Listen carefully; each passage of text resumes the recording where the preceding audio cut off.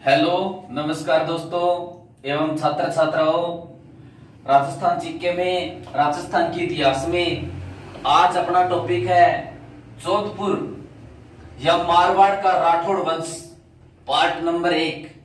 राजस्थान में एकीकरण से पहले 19 रियासत हुआ करती थी और 19 रियासतों में किसी रियासत में किसी वंश ने शासन किया, किसी में किसी ने शासन किया।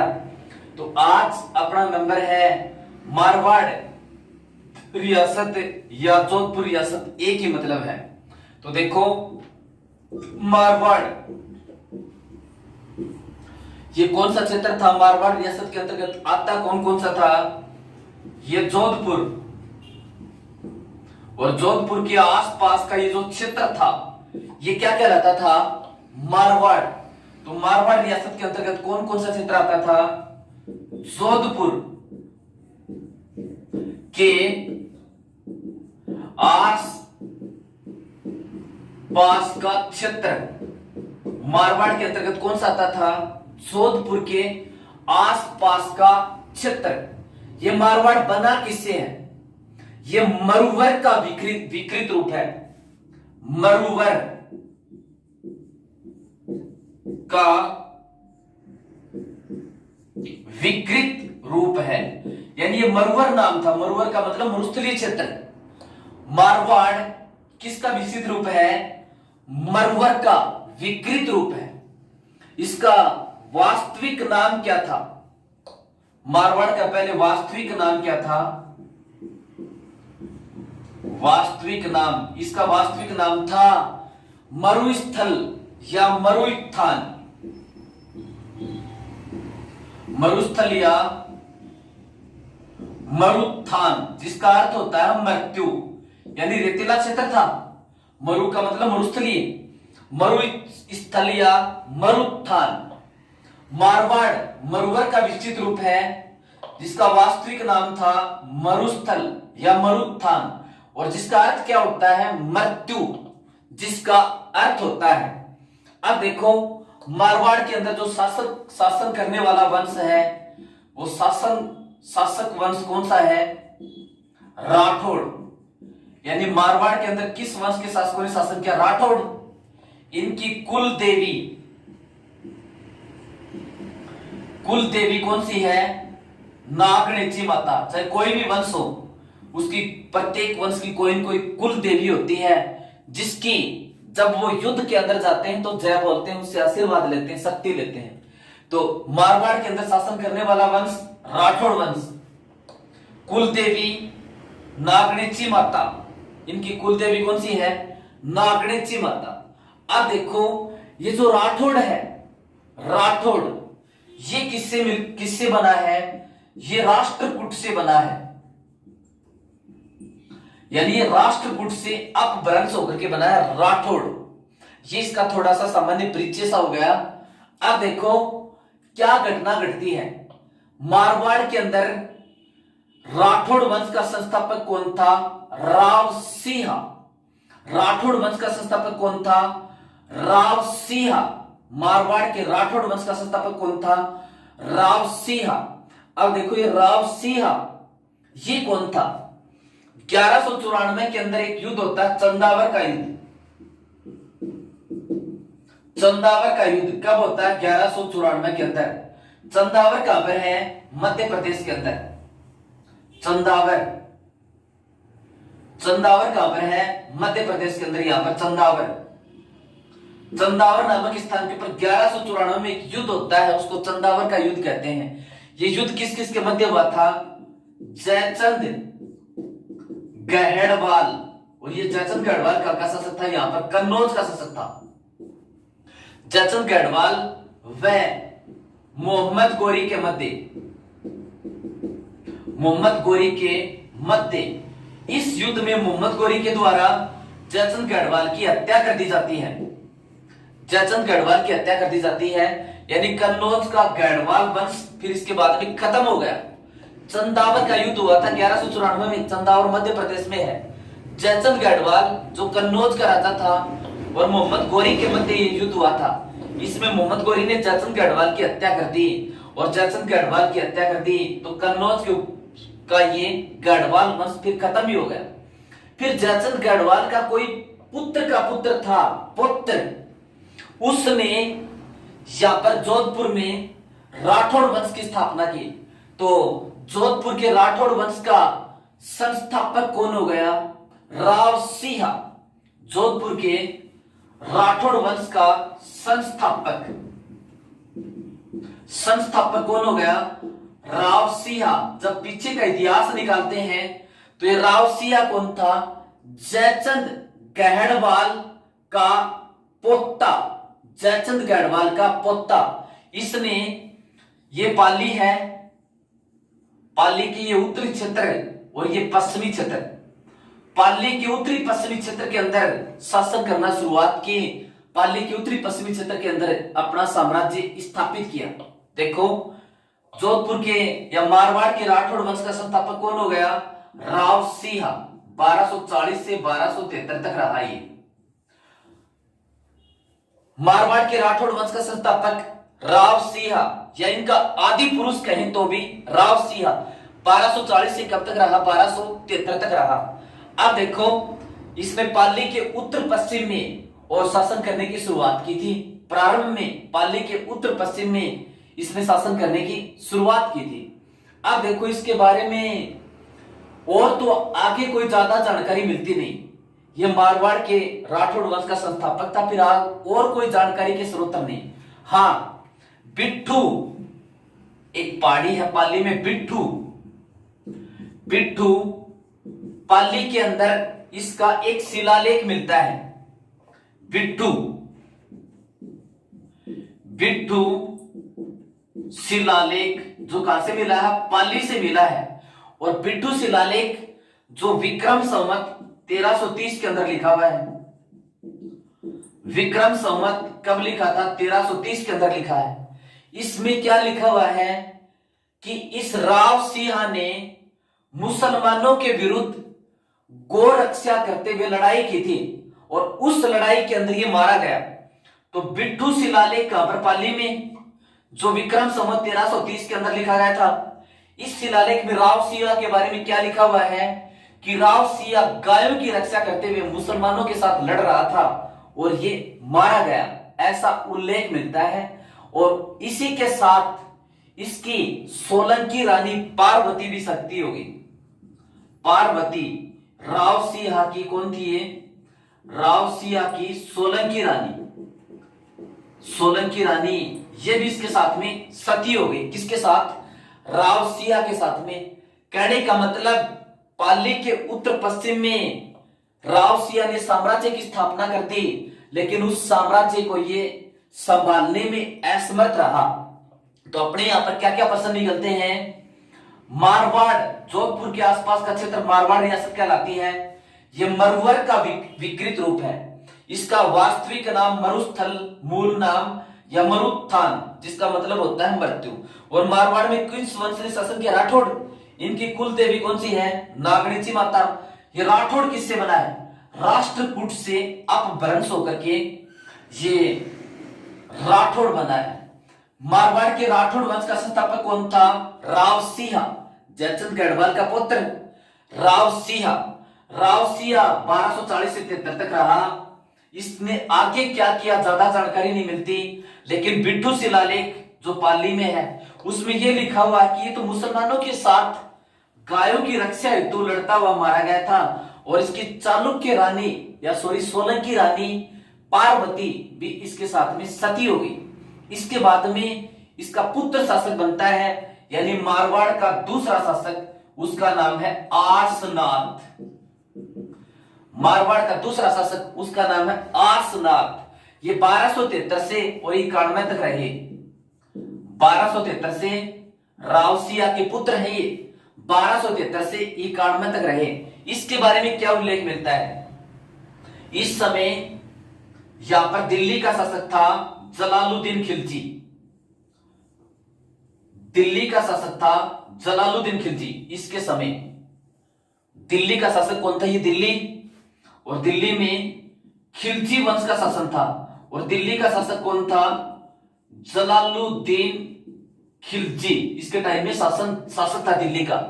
जलालुद्दीन और खिलजी ने 1200 और 1291 के अंदर और जलालुद्दीन खिलजी ने इसके ऊपर आक्रमण किया। तो उस संघर्ष के दौरान ये मारा जाता है कौन? आसनाथ। 1273 से 91 तक रहा। जलालुद्दीन खिलजी ने इसके ऊपर आक्रमण किया। उस आक्रमण के दौरान ये मारा जाता है अपने 140 साथियों के साथ। तो 1291 में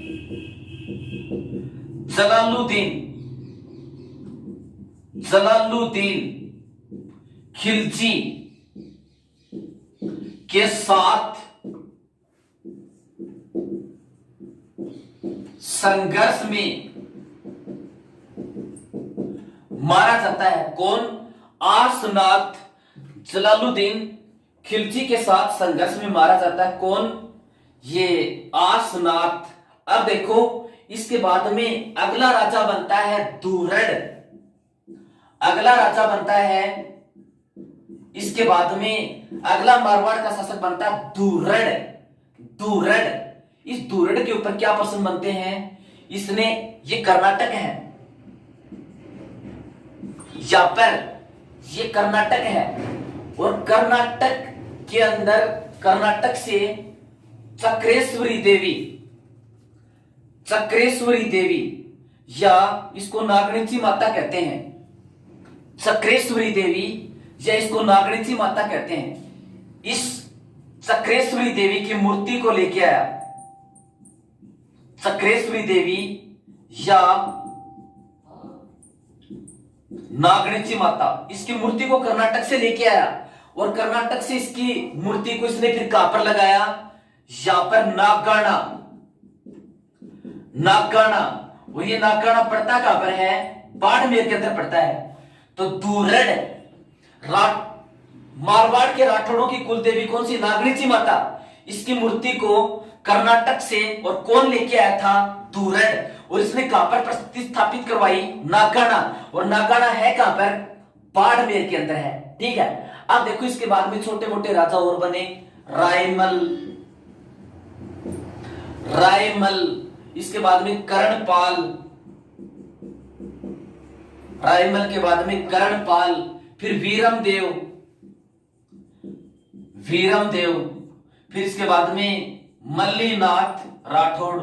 लेकिन इनके ऊपर कोई खास प्रश्न नहीं बनते। इसके बाद में अगला जो महत्वपूर्ण शासक है वो है रावचुंडा।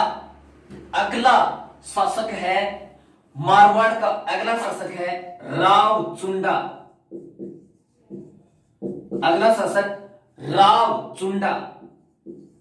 रावचुंडा ये 1384 से 1423 तक रहे। 1384 से और 1423 तक रहे। कौन? रावचुंडा। ये रावचुंडा मारवाड़ का प्रथम प्रतापी शासक था। प्रश्न पूछे मारवाड़ का प्रथम प्रतापी शासक कौन था? तो रावचुंडा।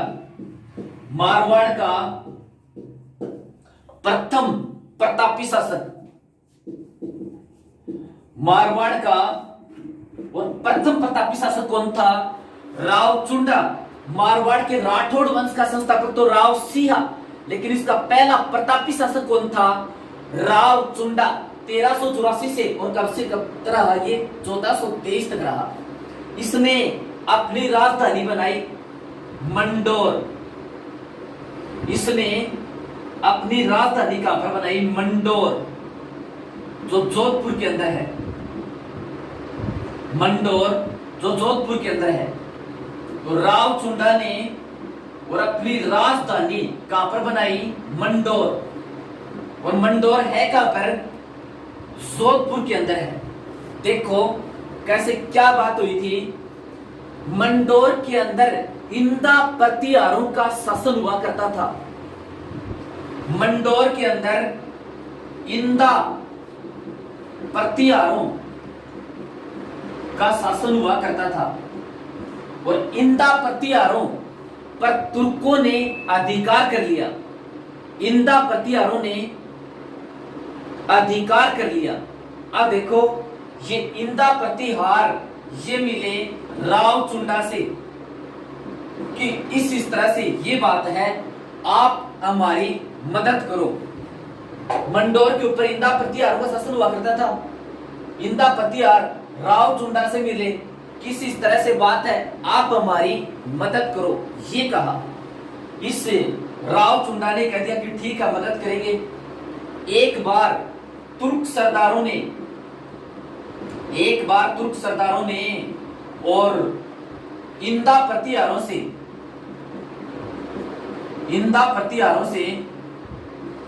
घास लाने के लिए कहा कि हमारे जानवरों के लिए घास लेके आओ।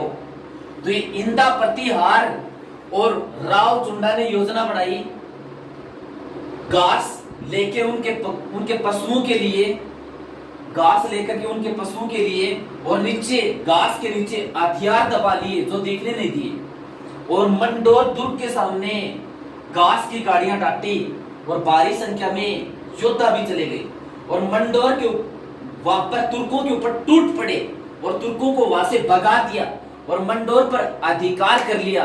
और मंडोर पर अधिकार करके ये मंडोर को राजधानी किसने बनाई थी? राव चुंडा ने।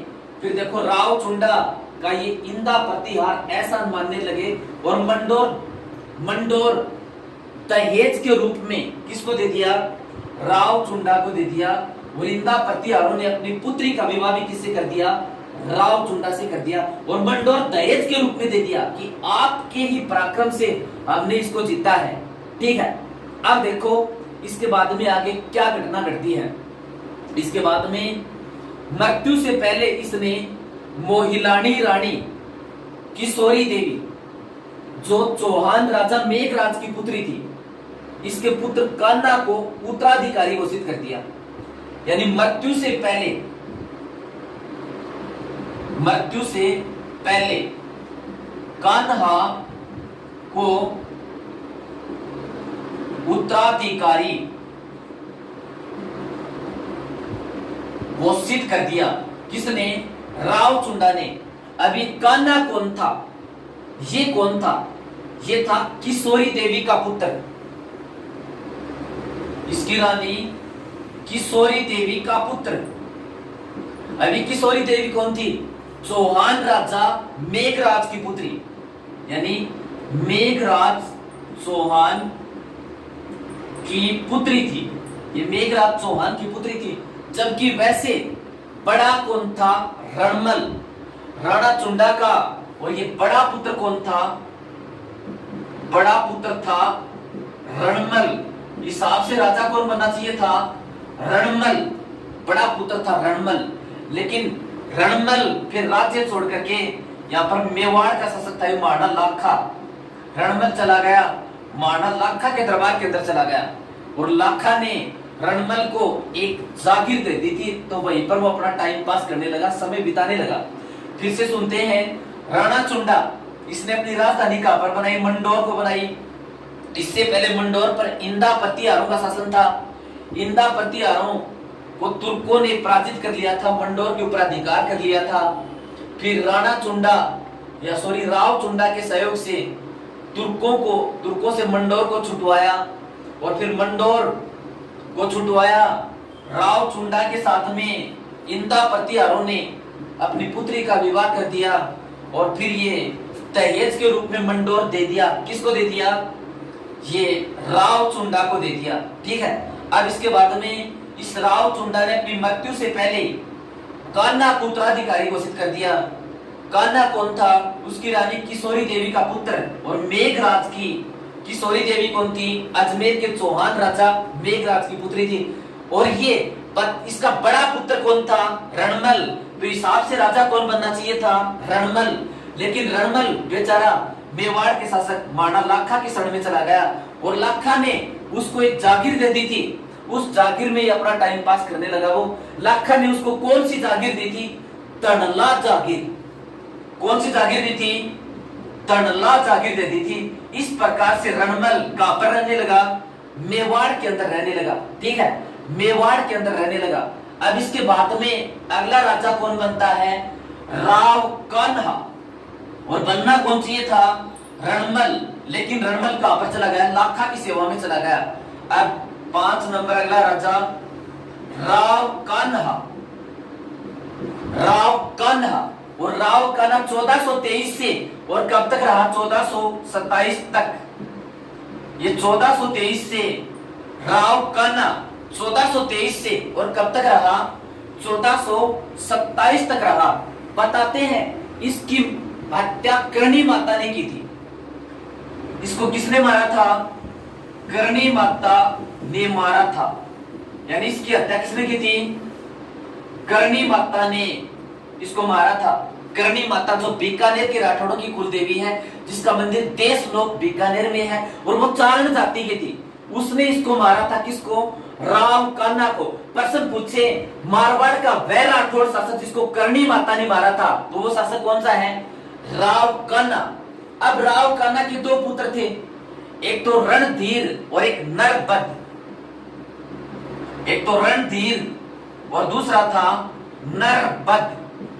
इन दोनों के मध्य भी उत्तराधिकार को लेकर के लड़ाई होगी, और उत्तराधिकार को लेकर के इन दोनों के मध्य लड़ाई होगी। अब देखो आगे क्या होता है। राजा बनता नरबद। इसने क्या किया? जो रणमल था, वो रणमल किसकी सेवा में चला गया था? राणा लाखा की सेवा में चला गया था। यहाँ पर ये मेवाड़ रियासत है, ये मारवाड़ है, तो यहाँ पर मारवाड़ से और लाखा की सेवा में चला गया था रणमल, जो कान्हा से पहले शासक बनना चाहिए था, वो चला गया था। रणधीर ने मारवाड़ में अपने वातावरण उचित न समझ करके अपनी स्थिति मारवाड़ के अंदर कमजोर समझते हुए रणमल ने और किसको आमंत्रित किया? सॉरी, रणधीर ने किसको आमंत्रित किया? रणमल को आमंत्रित किया। रणमल को आमंत्रित किया कि आप आ जाओ, आप राजा बन जाओ। तो फिर देखो रणमल ने, और मेवाड़ की सेवा में तो था ही वो, रणमल ने मेवाड़ की सेना की मदद से और मारवाड़ के ऊपर पुनः अधिकार कर लिया। रणमल ने मेवाड़ की सेना की मदद से और पुनः अधिकार कर लिया।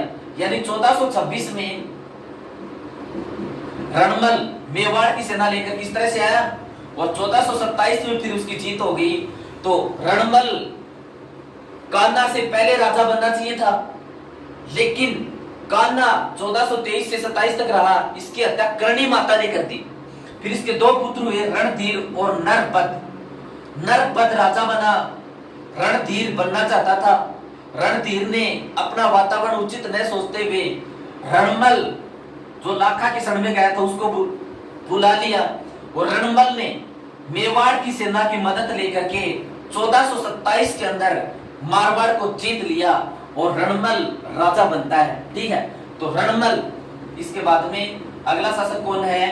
रणमल। ये रणमल 1427 से और कब तक रहा? 1438 तक रहा। 1427 से कब तक रहा?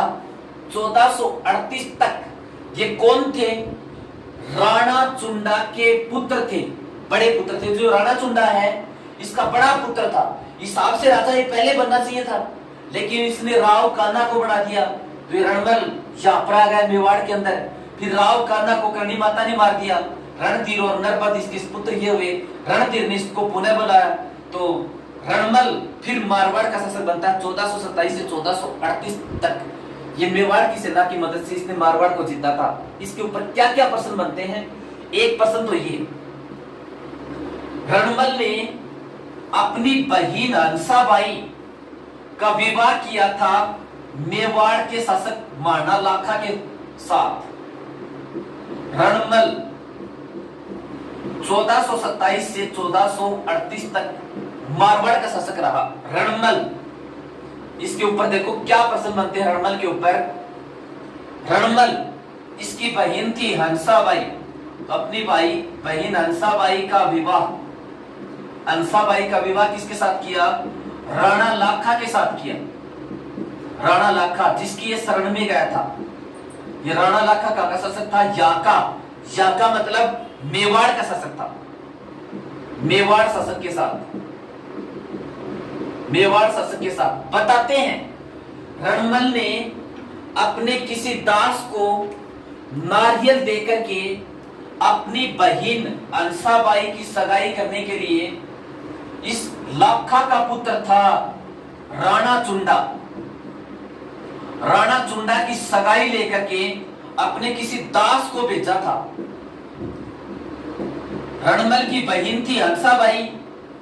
हंसाबाई का रिश्ता लेकर के किसी दास को उसने भेजा था और ये रिश्ता करना चाहता था राणा लाखा के पुत्र राणा चुंडा के साथ। तो रणमल ने अपने किसी दास को और नारियल देकर के भेजा था लाखा के दरबार में और लाखा के बड़े पुत्र के साथ रिश्ता करने के लिए अपनी बहन हंसाबाई का। बताते हैं राणा चुंडा उस टाइम पर दरबार के अंदर नहीं था। राणा चुंडा दरबार के अंदर नहीं था। राणा लाखा ने जब ये नारियल देखा तो राणा लाखा ने कह दिया कि इस उम्र में बुड्ढों के लिए नारियल कौन लेके आया है, उसने कि मेरे साथ कौन मजाक कर रहा है, इस उम्र में बुड्ढों के लिए कौन नारियल लेके आया है। ये बात उस दास ने वापस जाकर के रणमल को बताई। रणमल ने फिर से प्रस्ताव भेजा राणा लाखा के साथ कि तेरे साथ हंसाबाई की शादी कर देंगे, लेकिन शर्त यह है हंसाबाई की कोख से जो पुत्र पैदा होगा वही राजा बनेगा। लाखा ने कह दिया हाँ। फिर दूसरी शर्त यह भी रखी कि आपके पुत्र एक राणा चुंडा ये भी शादी नहीं करना चाहिए, क्योंकि ये तो मना कर देगा राजा बनने के लिए, लेकिन ये और किसी से यदि शादी कर लेगा तो इसके वंशज हैं वो हंसाबाई की संतानों को परेशान करेंगे। इसको भी इसने मना लिया राणा लाखा ने। तो ये बेचारा राणा लाखा ने मना लिया तो एक तरह से अपने पिता के साथ विवाह में मध्यस्थता करता है, खुद अविवाहित रहता है। तो भीष्म पितामह के साथ के समान इसमें बनती है। तो इसको मेवाड़ का भीष्म पितामह कहते हैं। मेवाड़ का भीष्म पितामह। मेवाड़ का भीष्म पितामह किसे कहते हैं? राणा चुंडा को। इसके लिए सगाई आई थी, इसने मना कर दी और किसी के साथ भी इसको नहीं करने दी। तो मेवाड़ का भीष्म पितामह किसे कहते हैं? राणा चुंडा को कहते हैं। अब देखो इसके बाद में इसके ऊपर और क्या प्रश्न बनते हैं रणमल के ऊपर। ये हंसाबाई से फिर कौन पैदा हुआ? मोक्कल। हंसाबाई से फिर कौन पैदा हुआ? मोक्कल पैदा हुआ। मोक्कल पैदा हुआ मेवाड़ में। मोक्कल का और संरक्षक किसको नियुक्त कर दिया? संरक्षक नियुक्त कर दिया इस राणा चुंडा को। राणा चुंडा को। तो फिर राणा चुंडा को ये हंसाबाई शक की दृष्टि से देखने लगी। हंसाबाई का पुत्र पैदा हुआ, मोक्कल का छोटी उम्र में राजा बना, इसको संरक्षक किसको नियुक्त किया? राणा चुंडा को।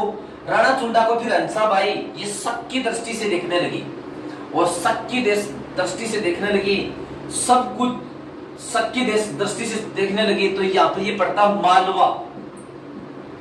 मालवा का शासक था उसांग शाह। उसांग शाह ये बेचारा राणा चुंडा किसकी शरण में चला गया? मालवा के शासक उसांग शाह की शरण में चला गया। कौन? राणा चुंडा। कि भाई ये बेचारा कि तेरे ऊपर शक करती है, पता नहीं क्या बात हो जाएगी। राणा चुंडा कहां पर चला गया? मालवा के शासक उसांग शाह की शरण में चला गया। अब देखो ये सारी शक्ति और किसके हाथ में आ गई? रणमल के हाथ में। रणमल इधर से मारवाड़ का भी शासक अपनी बहन हंसाबाई का विवाह लाखा के साथ कर दिया और हंसाबाई का पुत्र राणा चुंडा मेवाड़ का शासक। तो इसने मेवाड़ के ऊपर भी, मेवाड़ के अंदर भी हस्तक्षेप करना शुरू कर दिया। मेवाड़ के जो सिसोदिया सरदार थे, मेवाड़ के मूल जो सिसोदिया सरदार थे, तो सिसोदिया के स्थान पर राठौड़ सरदारों की अधिक नियुक्ति कर दी। राठौड़ सरदारों को ऊंचा पद दिया और राठौड़ सरदारों को ऊंचा पद दिया, सिसोदियों का महत्व कम हो गया।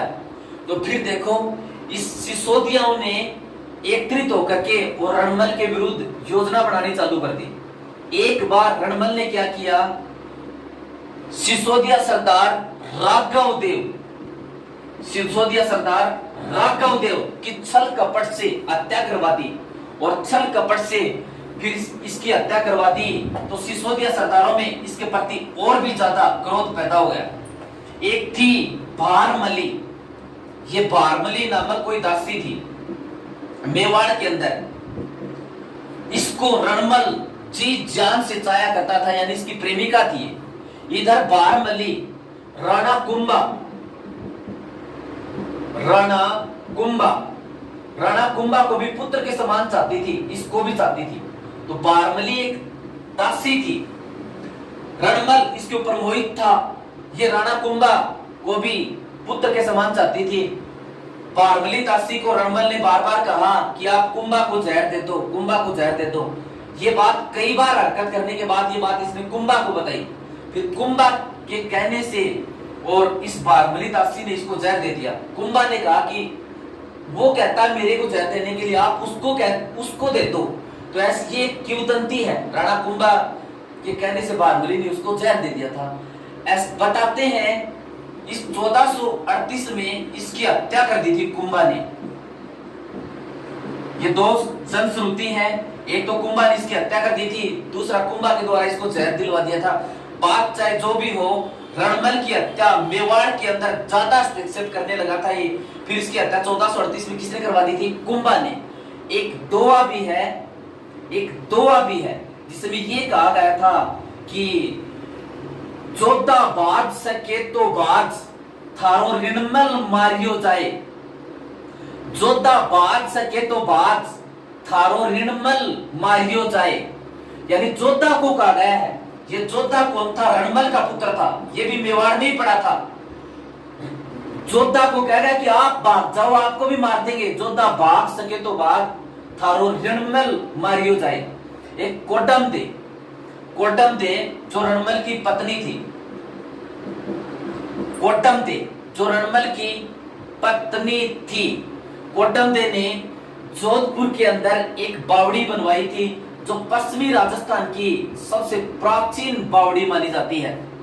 कोडम दे ये रणमल की पत्नी और जोधा की मां थी। इसने कोडम दे ने जोधपुर में बीकानेर के अंदर एक बावड़ी बनवाई थी जो पश्चिमी राजस्थान की सबसे प्राचीन बावड़ी मानी जाती है। तो कोडम दे कौन थी? रणमल की पत्नी और कुंभा की मां। इसने बीकानेर में एक बावड़ी बनवाई थी जो पश्चिमी राजस्थान की सबसे प्राचीन बावड़ी मानी जाती है। बारमली कौन थी? एक दासी थी जिसे रणमल अत्यधिक प्रेम करता था। कुंभा से भी ये प्रेम करती थी। कुंभा ने रणमल की हत्या कर दी 1438 में।